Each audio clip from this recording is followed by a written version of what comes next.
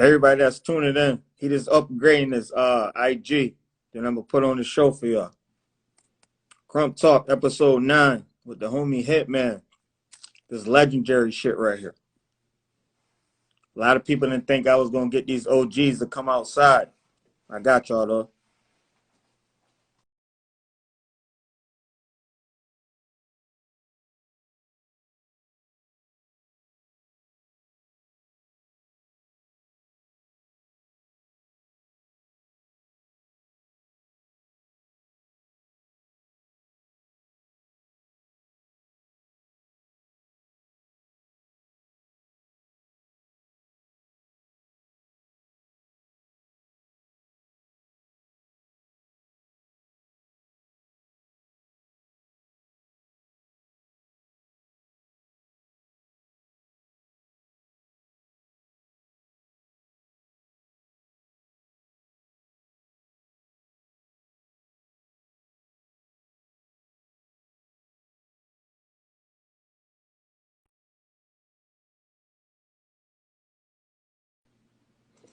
Just a few more minutes, y'all. He upgrading his live. We're gonna get it popping. Let me play some of his old shit though. This nigga Traximus is arguably the best beat maker and Krump ever, yo. There's no one better than him besides Alphabex. No, I don't care what these y'all new niggas do as far as beats.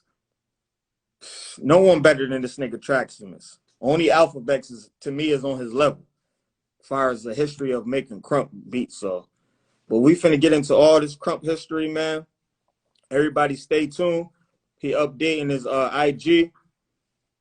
So we're gonna play some of his music until he pull up. Just a couple more minutes, y'all.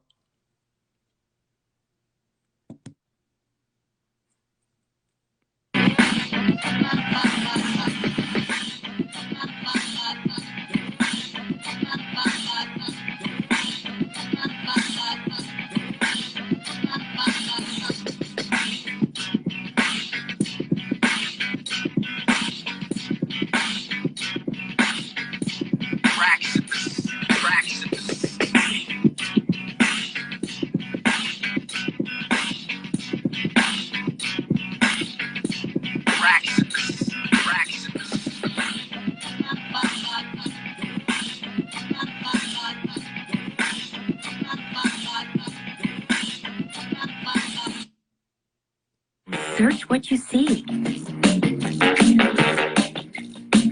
With your camera. Couple more minutes, y'all, then he gonna be in.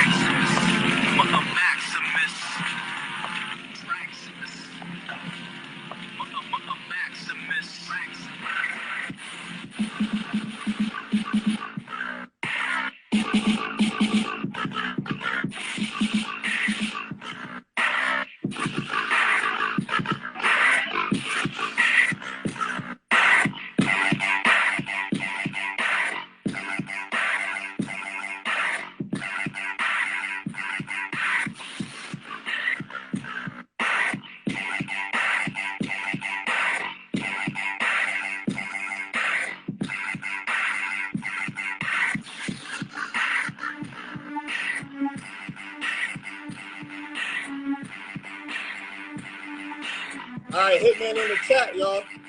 This Krump Talk, episode 9. This Krump Talk episode, this shit is historic, man. I got a lot of dope shit for y'all today, bro. I told you I was gonna get some of these OGs outside. Here we go, though. I got my nigga Hitman, the original J Tight, Style B, Rich Boykins. This nigga is arguably the best Krump beat maker ever.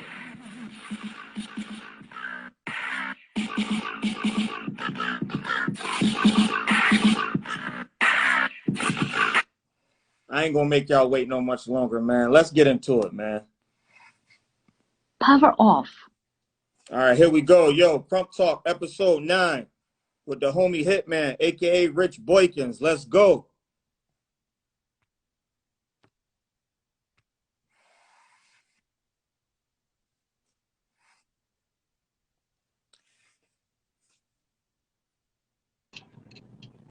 Yes, sir. Facts. Rich Boykin in the flesh. Yes, what's good with it, my G? Ain't shit. What's good, King? Right now on this freeway in LA, on my way to Hollywood, North Hollywood, where I'm about to currently be, stumping the ground. Yeah, facts, 10 bro. toes down. Yeah, man. First of all, bro, man, I want to, salute you, bro, for doing this for the Krump community, man. You're a historic legend, bro. Arguably the best. I got you in my Mount Rushmore of dancers. I got you as 1A or 1B as far as like beat makers of Krump. Good looking. Yeah, you already know, man. So, like I said, man, I put together these Krump Talk episodes, for the last 3 months, and it's been going just like hella dope, bro. And a lot of people, as far as the new generation and some old cats, been asking me to get some, you old veterans and OGs outside. So, you as they should. Exactly, bro. So, you one of the ones that I reached out, and then you hit me back. So, yeah, thank you, man. Definitely appreciate that. Yeah, I'm definitely not shy, and I'm definitely not, hesitant when it comes to supporting something that I put a lot of energy into. Yes, man. Let's get into it though, bro. For obviously you well known in the Krump world, man. For those who don't know you, that's watching or will be watching outside of Krump, man, introduce yourself. Let them know. Yo, I'm Rich Boykin, which means seasoned Boykin, not rich money-wise, which, that's another topic, another story for another day. But seasoned-wise, when it comes to the elevation of my mind power and the things that I think about and the perspective that I have on life. Some of you know me as J Tight, Junior Tight Eyes, Hitman, Style B. You get what I'm saying? The list goes on. For every person who I've affected, a name has been presented to me. So I have plenty of names, man. But as of right now, speaking with Rich Boykin.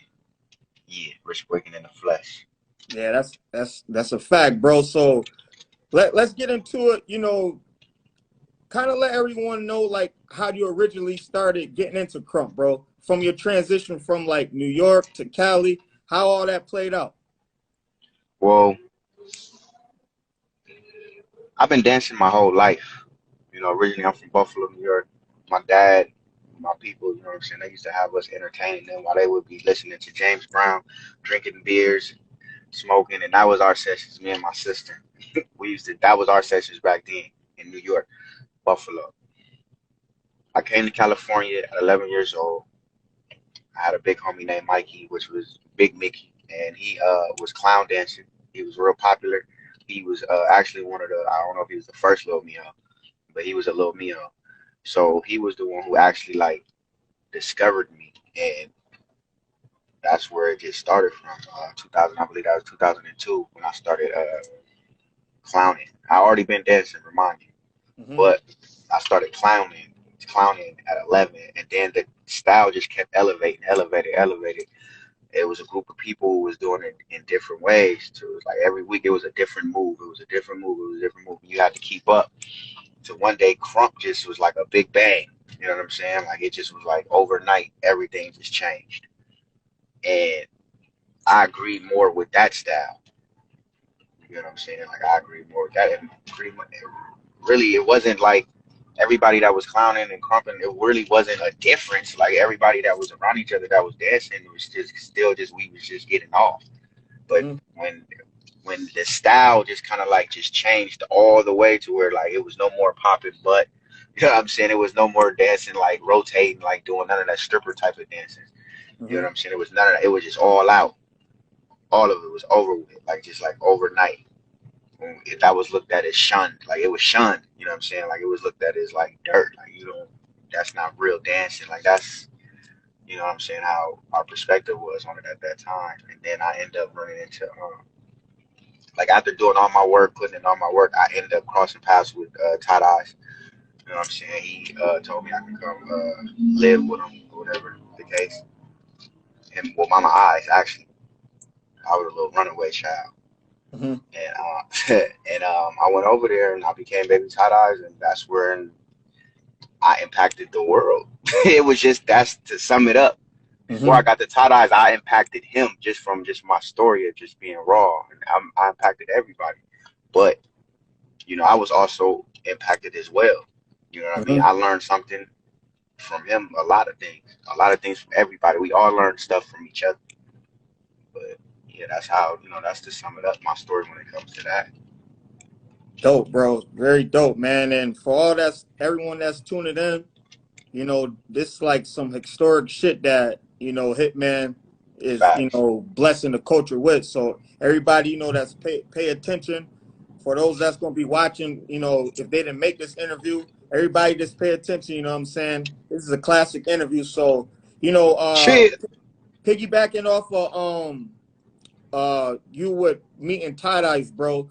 Kind of explain like the whole Krump King, like how did that all get put together?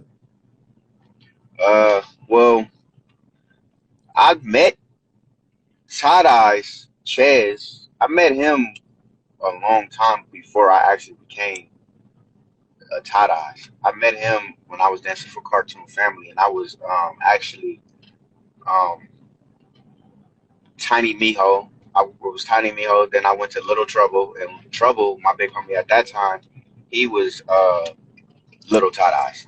Mm-hmm. As a matter of fact, Battles on Five, Trouble was the Little Tight Eyes at that time. So it was kind of like I was already like a part of that family. You know what I'm saying? Me and T Mm-hmm. Fly, which is he was baby Tight Eyes at that time. Yep. He we were like nemesis. You know what I'm saying? Like we always battle. Like everybody loved to see us battle all the time. Like that was just like everybody just because our styles was just so. I was more like raw, and he had more technicalities. You know what I'm saying? Like like not technicalities, excuse me, but technical moves. Mm-hmm. You know what I mean? But yeah, I could just keep on going. But yeah, so when I actually reunited with Tight Eyes, that was when now they have formed another group called Bad Boys. And I came there one day, I battled T Fly, and I was just thinking about it, and I was just like, man, I was feeling the vibe because at that moment I was in the streets. I didn't really think about dancing like that before. Like I didn't Mm-hmm. really care about it. But that battle had woke me up again, and I was just like, I'm gonna try it. You know what I mean? Like I'm gonna get back out there, and that's when I came and I lived with Tight Eyes for like a whole month, And I mean, when I say it was like a real boot camp, we trained all the time. Like I used to be up in the middle of the night training. You know what I'm saying? So that's why me and him had got hella close and became brothers. You know what I'm Mm-hmm. saying? Because he seen like how serious and how hungry I really was to do it. And you know, things happened. We grew older, grew apart. You know what I'm saying? Grew backwards Mm-hmm. around each other. I mean, just adults now. Right. Everybody has their own perspective. And my Mm-hmm. manhood come before anything. Yeah, facts. A lot Yeah, of I people don't. definitely agree with you on that, bro. Yeah, a lot of So, men is missing that. yo, bro, like I was just mentioning earlier, you wanted to like I said, I got you as probably like the best crump beat ever, bro. Like, how did you get into making crump beats? Off of beef. Well, yeah, that and because, well, first of all, this goes back to when I was a kid. When I was a kid, I was the only kid that all my like adult, uh, authority figures, they knew only to buy me headphones and buy me electronics and shit like that. So I always walked around with headphones on. I went to sleep with music on. Like that was just it was like it was destined for me to end up eventually making music. I was 7 years old listening to oldies. You know what I'm saying? Like I Mm-hmm. was that kid. Like all the kids, like I didn't even know what was hot. Like as far as like that was on a regular radio station, like for music that was out at that time. I was just listening to Mm-hmm. oldies, so it was just like the universe was preparing me just to be who I became. You know what I'm saying when it came to this music stuff. So to speed it up, like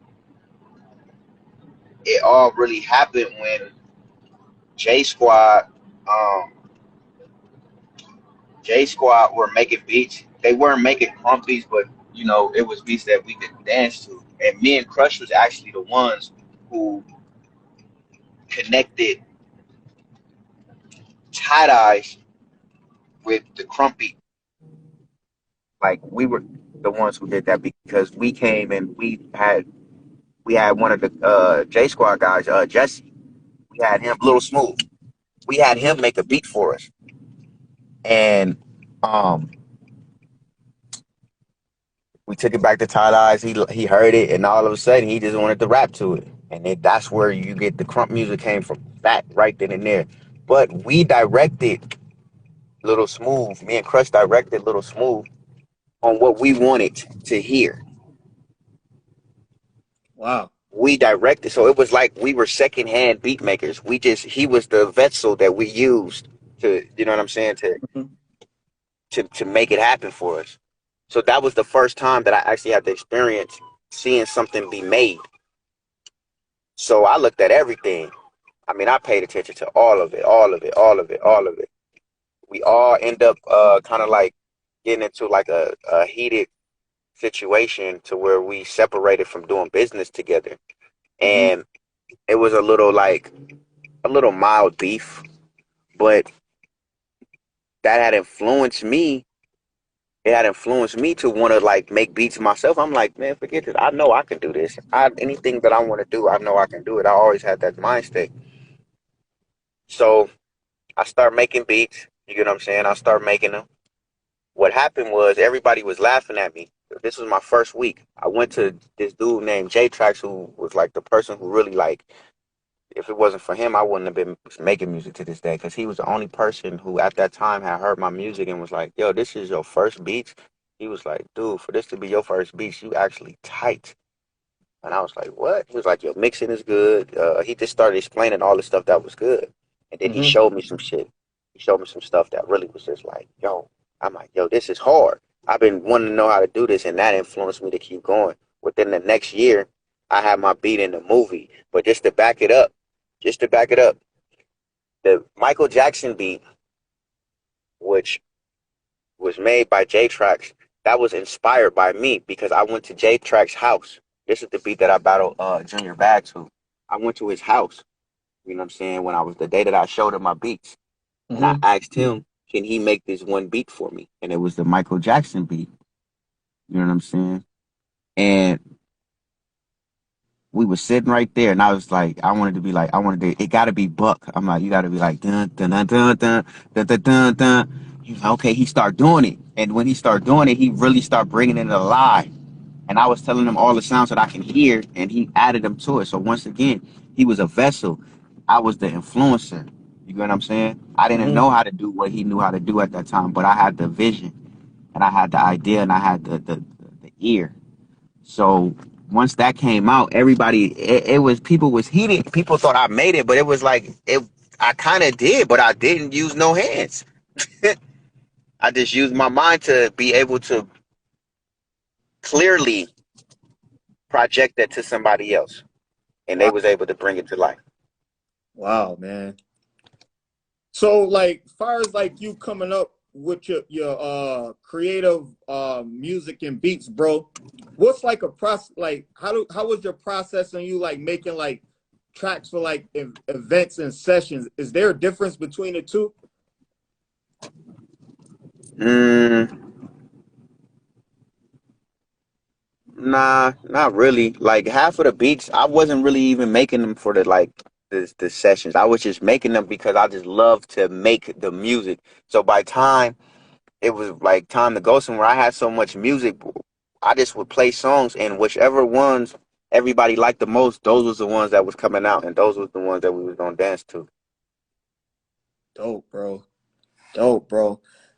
All right, so ending on this Krump King era, bro, what would you say was like the downfall, kind of like end of the Krump Kings? Like, what's your perspective on that? Uh, Honestly, I just think it was just a lack of knowledge. Lack of knowledge. People thought that they knew stuff that they really didn't know, and everybody wanted to act like they knew business, and nobody really knew business. Business. Only one person really knew business. Business. One or two, maybe three, who really knew it. And I mean, it didn't really help the whole. I mean, it was a lot of ego involved. I mean, it's a competitive sport. Crump is competitive, so it was real egotistic.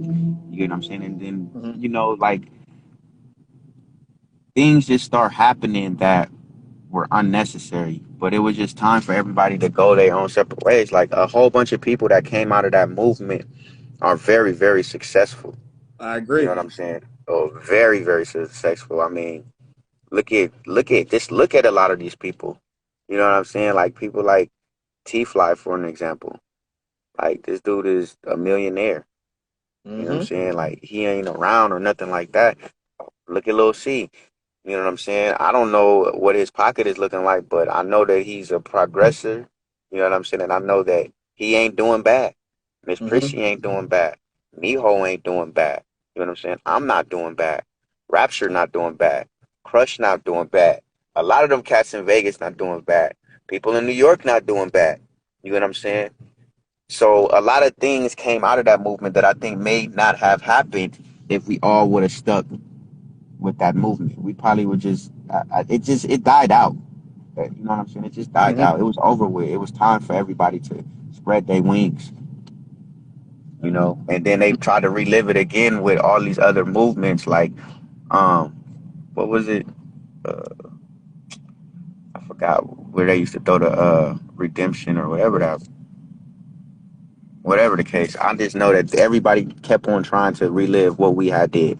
And it Right. was just time to do something different. You know what I'm saying? Growth. A caterpillar, it can't be a caterpillar forever. You know what I Right. mean? It has to adapt for survival. So, it was a lot of ego. Would I ever do something like that again? Yeah, but just with a different team. And we would all have to have rules. You know Right. what I'm saying? And it'd have to be rules that uh, if people don't follow, it's a wrap. Right. It would have to be a membership type thing. It would be totally different. Everybody would play a different role, and that way, and nobody would be confused about their position. Everybody was confused about their position because nobody really knew their position. But this Mhm. was the first time something like that had really been happening. And y'all gonna let me over these freeways in LA, boy, I tell you.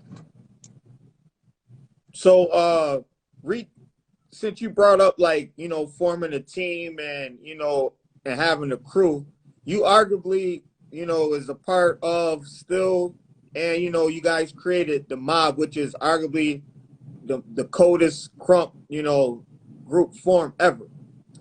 Yeah, When you most guys definitely. when you guys put together the mob, you Rapture and everyone else, how did y'all come up with that? The mob came from this. One day I woke up and I was just like, man, I don't want to be a part of nobody else's group. I was tired of being a part of Tie-Dye's group because it's like this nigga kept dropping people and all that shit. And I was just like, man, I just dropping stuff. I'd rather just have my own group. That way I just do the dropping. Right. Like, that's how I felt. Like, because he had did something one day where he was like saying he was going to drop me and Rapture and all that. And I wasn't feeling that. I never liked that feeling. And somebody said something, somebody that was close to me said something like, I don't like, why do y'all even care that much? And I thought about that. And I never wanted to be in that position again. And then from there, I asked Rap, did he want to do it too? Like, he was like, for sure. You know what I'm saying? And the way that Soldier came apart was he came over there and we told him we started the group called the Mob. And he was like, well, shit, if y'all started it, if y'all did it, shit, I'm about to be a part of it too.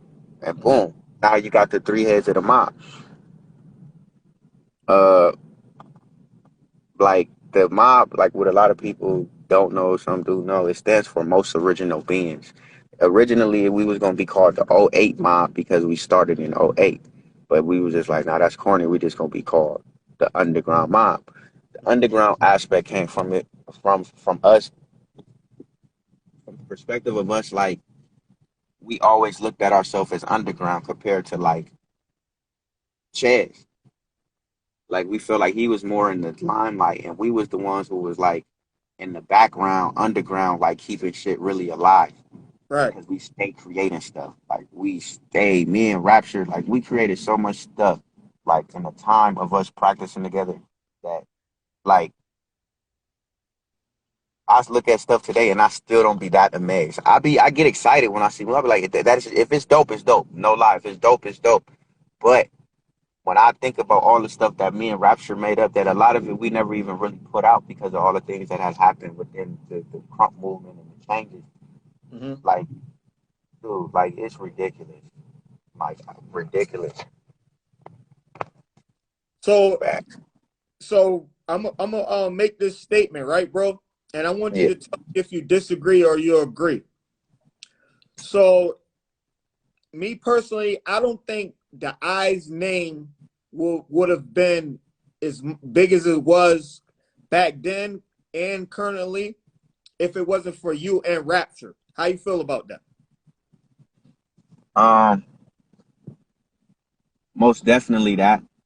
I feel like it wasn't just the eyes name. I feel like it was just like it was more of everybody that became a part of wanting to represent their family and the rank that they was in Mm-hmm. within their family.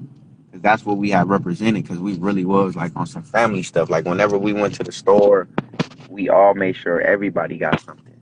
You know what I'm saying? We was that type of family.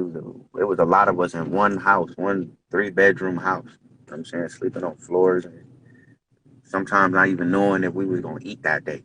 You know what I'm saying? Like, so we really promoted that. You know what I'm saying? And we was doing it all in the name of Krump. You know what I'm saying? Like, so yeah, man. Like we So we when we put go out ahead, bro. family.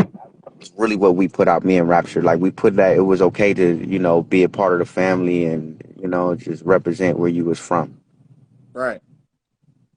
So, you know, obviously we all know, that's been, involved in Crump over the years that like you was just mentioning a few times that you guys had, your fallouts with Ches or whatever. So after the Crump Kings, you guys, linked up with the Extreme Movement. Was that you guys linking up with Extreme Movement? Was that just to like have more power against Ches, or you guys linked up with Extreme Movement for other reasons? No, it wasn't nothing. It didn't have nothing to do with Chaz while we went to Extreme Movement. We just felt like Extreme Movement was better for us. Like it was just too much stuff going on within the what was they called again? At Street that King, time it was Chess Solo crushing them. I can't. What's the what was the name of their stuff called again? Street Kingdom. There it go. Boom, boom, boom. There it go. I couldn't think of that to save my life. But yeah, that is like it was that. Like it was just too much stuff like that was just weird happening. And we just was like, man, because we did a commercial and I remember the people got commercial. weird. Yeah, we did a commercial and it wasn't like we wasn't a part of the extreme movement at that time. They just got us a job. And we was like, shit, nobody else was getting us no job. And with the new management, it was more getting Todd Eyes a job. And like, come on, man, we getting older and older. So it was like they got us a job. So it was like a cool job. We wasn't under Street Kingdom. You know what I'm saying? We was debating, like we was there. We was at the start, at the beginning when it was starting, but before it became real legit, we did not join Street Kingdom because we was mob. Right. We didn't need to go join a new crew. We was already mob. So that's why we was able to agree with extreme movement because it was no pressure about us being extreme movement. You know what I'm saying? We said we'll be extreme movement, but we extreme mob, Right. and they was with that. So it was like, how could we complain? And after we seen that Todd Eyes and it wasn't with that shit like that, we moved on. Like, all right, well, cool. Like, it wasn't no hard feelings, but they had hard feelings though. You know what I'm saying? So, I Wow. mean, over time, like, things have changed, but at the end of the day, like we were saying earlier, like your manhood as a man, you just got to have certain rules, certain values, and certain things that you accept and certain things that you don't accept. I don't accept a lot of things.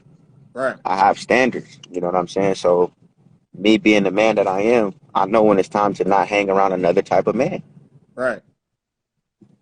Man, you speaking real shit right now, man. And the dope thing about these interviews, bro, that I've been interviewing as far as these dancers is that all you guys have implemented like real life stuff instead of just talking about strictly Krump. You know what I'm saying?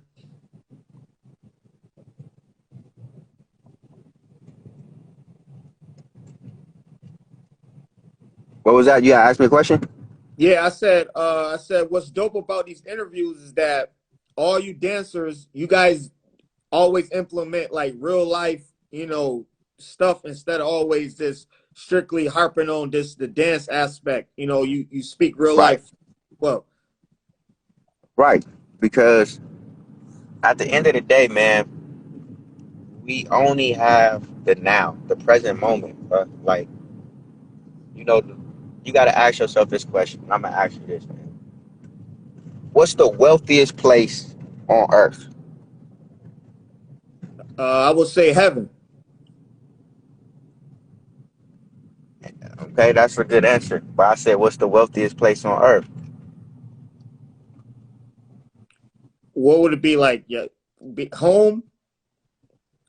Wait, do you did if heaven is the answer that you coming with? Because I mean, heaven is a mental, aspect, a mental state, emotional, spiritual. That's what you coming with. I'm gonna just go ahead and throw my answer out there. Okay. The wealthiest place is the graveyard because so many people died with their wealth in them. You got to ask yourself the question all the time. Are you going to die with yours in you or are you going to give it to the world? Whoa, that's deep, man. That's That's deep. what it is, man. Like that's what's going on, man. You got to be in the now with what's going on, giving your fullest gift at all moments, you know what I'm saying? And if Krump is a tool, a means to a result of somebody getting delivered or finding their salvation within, I'm with it. That's Right. why I always have been one of the ones who had a philosophy with this because of the situations and the experiences that I have encountered. You know what I'm saying? So I went through a lot of stuff I know because I'm going to be the voice to help people who went through a lot of the things that I went through. And Crump is it's a means to an end. It's a release. Mhm. I'm releasing physically, but I'm also releasing mentally. I don't just want Krump physically with you. I want Krump mentally with you. You know what I'm saying? Where you at? What you think about life? Do you know that you here right now? Do you know that there's so much to know? The more you know, the more you flow. The more you flow, the more you go. Facts. Facts. I definitely agree with you, bro. Man, bro, you speaking some like dope educated shit that a lot of people can, take heed to and carry on within life. Facts, man. Somebody got to, man. Yeah, I agree. So, bro, when you left, when you went back to New York, you took a break from Cali. As I remember, you came up with the Style B name and a new dance style. What was your purpose behind that? Uh, Style B, which means style born, was like pretty much putting a stamp on there's another style in Krump. And the style in Krump, which is Style B, Style B was a title more than it was a name. And um, the title is from everybody has a style within them. This is what I believe, honestly. We all have a style within us that is our own unique style. But you have to go through the different levels of all these other styles that you've bumped against that became a part of your own. You got to run through those in order to find who you really are as a dancer, the inner you. And when you find that, you find everything that has to deal with life because it's from within. It's Hmm. all one. Everything is one. It's not no separations. So the style B was like pretty much like, okay, style A is the beginning level when you being a little homie. You know what I'm saying? You able to imitate real good. You up to date with the styles, but you don't necessarily have your own style yet, and you haven't really brought any value to the movement. Style B is when your style is born, when you become a master, and you bring everything. You bring too much value to the table to where like you so great that people that are around you are affected by your greatness and becoming great too. Now Hmm. because your style is born. So that's where the style beat came from. And everybody at first was looking at it like it was like, what is he doing and all of that? I was moving my body in a way to where I was getting my body comfortable for what the style beat really bloomed and was at this full capacity. You know what I'm saying? So when it finally came and people seemed like, damn, but I thought he wasn't, but damn, he moved like that's tight. It was getting ready and I wasn't afraid to show people when I was in that cocoon stage because I wanted to see the effects. But now I see when people are in their cocoon stage and I know what's to happen next if they continue on. They Right. style B gonna be there. Yeah, man. You said like you got so many like a lot of new cats. They don't like to pay homage to the old crumpers or people that laid the groundwork for them, bro. But if you look at your whole dance career and the whole bro fires Krump, from the music, bro, to like being arguably the best, actually to me, the best, junior ever in Krump. You made y'all made being little homies like dope. You know what I'm saying? You, Rapture, and the whole crew. Facts. So like you suffered a hard time also in Krump, bro. As far as like outside of Krump, you know, with the getting shot and everything. What was your mindset on the recovery once you recover from that? Um, really like the recovering aspect of it was different because I got shot in my face. Right. Like the person who shot me, like was still shooting. He didn't shoot and just run. He was shooting, chasing me down. So it was, like it was real harsh, real harsh.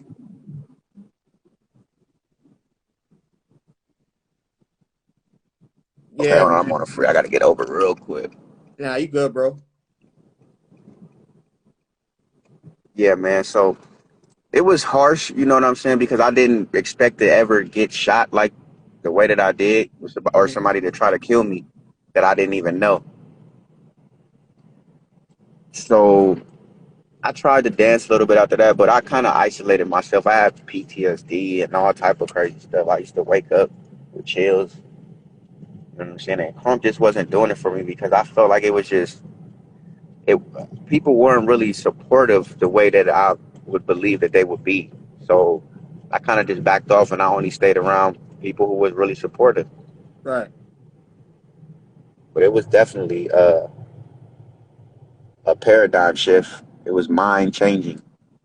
Yeah, man. I was, I'm happy to see that, even back then, bro, I always had the prayers up for you and, wish you do, the best recovery. And, bro, just to see like you watching you on like the DVDs and countless hours on YouTube and et cetera, bro, to see like you elevate and being the person that you is today, bro, is like so uplifting and encouraging, bro. And it's like hella dope, bro, to see like another black man that's like prosper off of something that, he's did his whole life.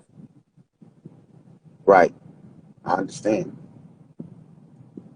It's like it's Definitely, I'm bro. just at a Definitely. stage. I'm 31, man. Like all them Crump DVDs and all that, man. Those was my teenage years, and then like the the battles after that, that was just on YouTube and all that. Those was in my 20s, but I did a lot of time. You know what I'm saying? Like incarcerated too, as well, because that system is a big business in California, and they lock you up for anything. So during these times, it was either I was gonna come out smarter, or I was just gonna come out bigger, like as far as being buff, but a bigger dummy. You know what I'm saying? So I just Hmm. always sit back, no matter where I'm at, and I still do this to this day. And I educate myself. I'm self-educated. Right. I love to learn, but I love to learn for myself as well. And I love to put the things that I learn into action. Yeah, facts, bro. I'm definitely glad to hear that. So, got a few more questions for you. So, bro, piggybacking, and we're gonna go back to far as like the Crump aspect, beat making. Could you Who say would that one more time, bro? I said we're gonna go back real quick to the with the Crump tracks and the beats. Who Okay. would you put in your Mount Rushmore for Crump track beat makers?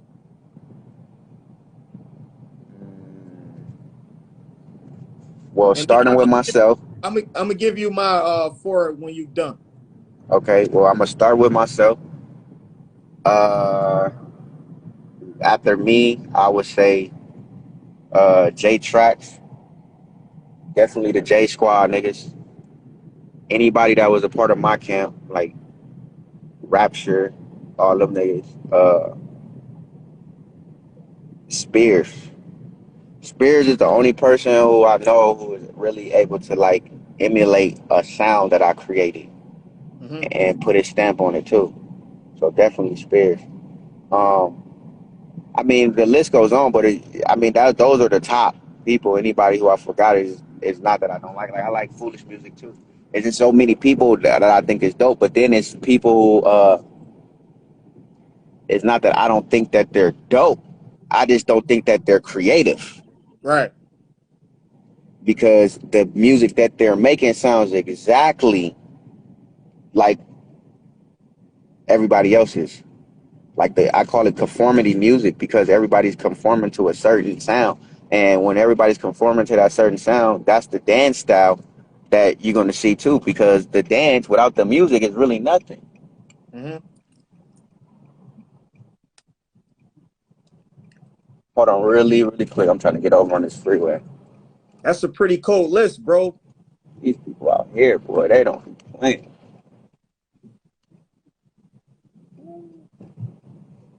All right, hey, So all right, I'm there we go. We good, man. These freeways out here, yeah. boy.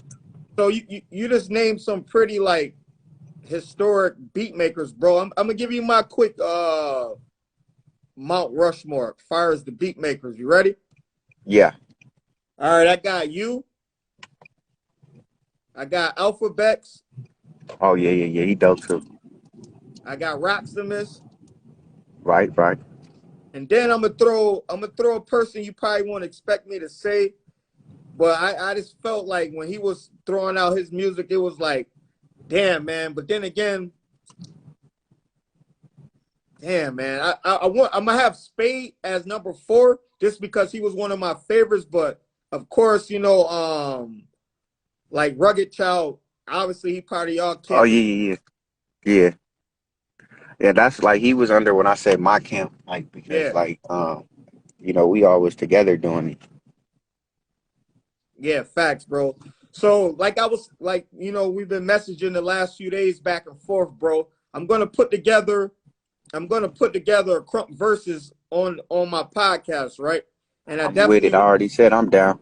Yeah, and I definitely want, you to be a part of it. And I'm gonna pay all y'all, that's gonna be participating.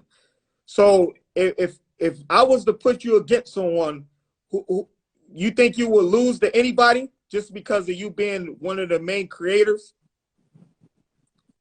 I go against anybody. You can hear me? You you you, Yeah, I you go think against. you think you could smoke Alphabex in the Krump verses? I think I could smoke anybody. Whew. Yeah, we definitely gonna have to set that up, bro. Yeah, I think I can smoke anybody. Like fact. I, Like I if I agree. Like, man, like if y'all going 20 for 20, man, honestly, the only person I can even think of to even be in your lane is Alphabex. So that's why brought up his name. yeah, he has some dope music too. I remember his music when he was back out there. I forgot about. I ain't heard him in a minute. Like his name, but yeah, he definitely has some dope music. I danced to a couple of his beats. Dope. Facts, bro. Facts. So we all see that, you and Ryer posted y'all flyer for, the corner session coming up. Is this like this something that you supporting the Krump community, or is like you trying to get back into like dancing? You know what I'm like? How you guys Um, what? a- it's a little bit of both. Like I'm coming to 'cause I was inspired by Crush and Beast's battle. So like I was like, I don't mind coming to support to get off if it's gonna bring people out. You know what I'm saying? That you never know who life we saving that day or helping. You know what I'm saying? So I was just with it. I'm like, if anybody want to battle, I'll battle. You know what I'm saying? So they set that up. I Right. didn't pick nobody specifically to battle. I do have somebody who I'm going to battle after Riot, but that is just like me and Riot battling is just like the grand opening to what's really about to happen. Oh, so you guys got some other stuff that's in works Yeah, growing up. right. Yeah, that's man, it's so dope just to even hear that, bro. And like I said, for those who's tuning in, y'all look out because this nigga Hitman, man, he's just so legendary, man. There's so much shit that I can ask and touch on, but we just trying to crunch this interview in, man. My message to everybody, man, is just find your purpose. Do anything that you can do. Don't be afraid to fail. Don't look at life as, you know what I'm saying, like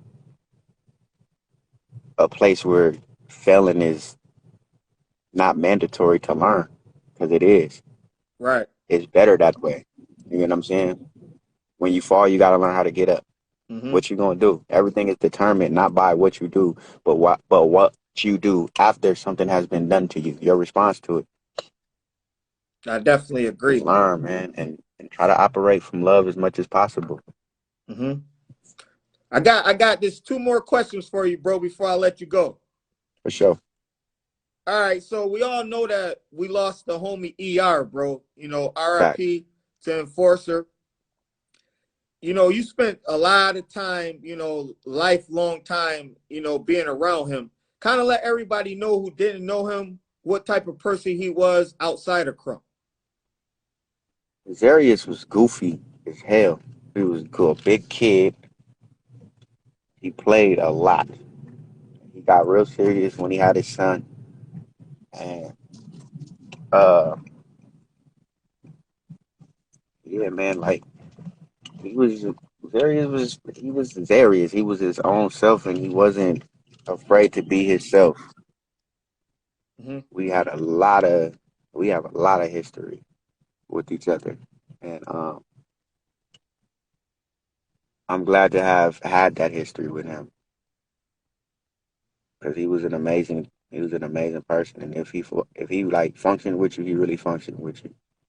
He wasn't afraid to speak his opinion.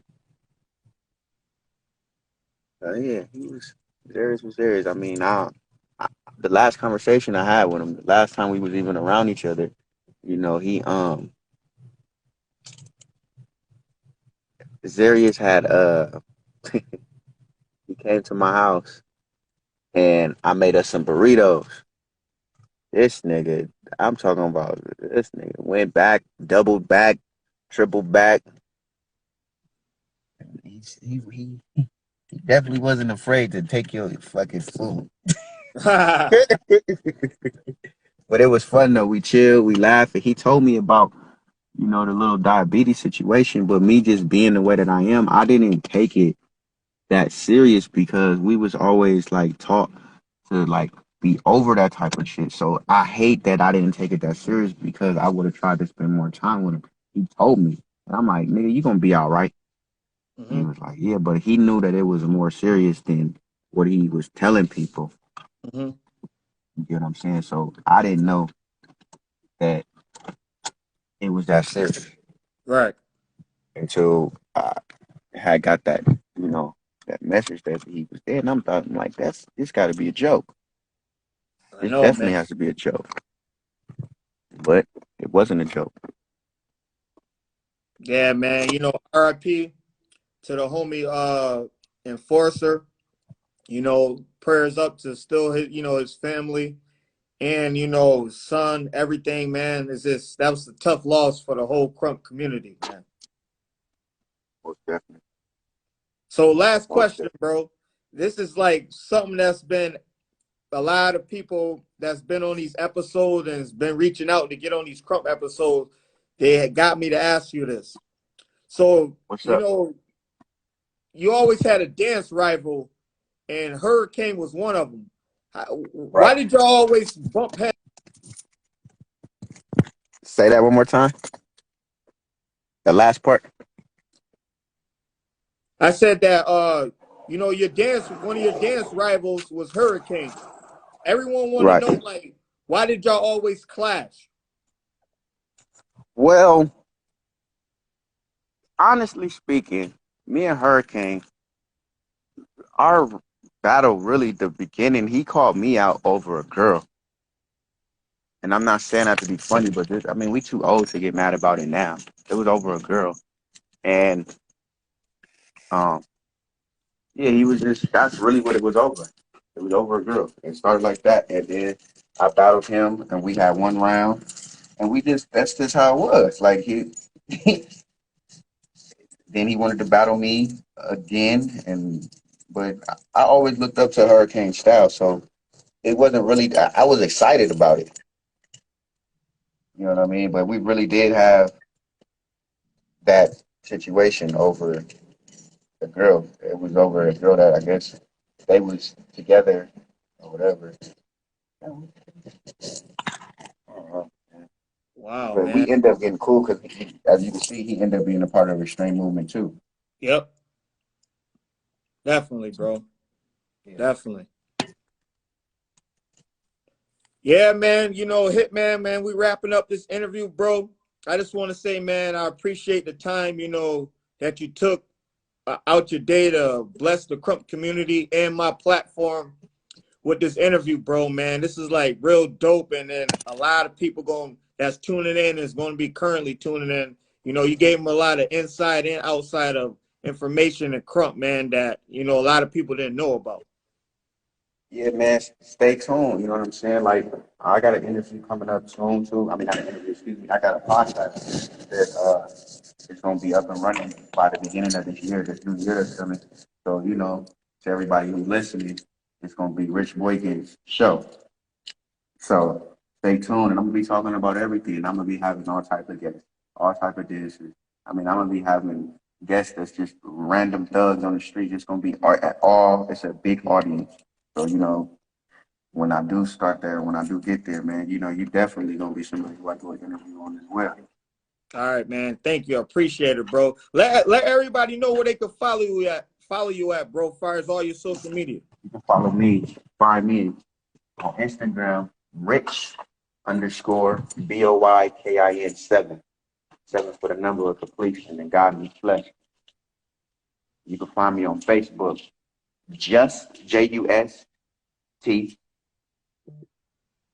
Allah ALLHWU.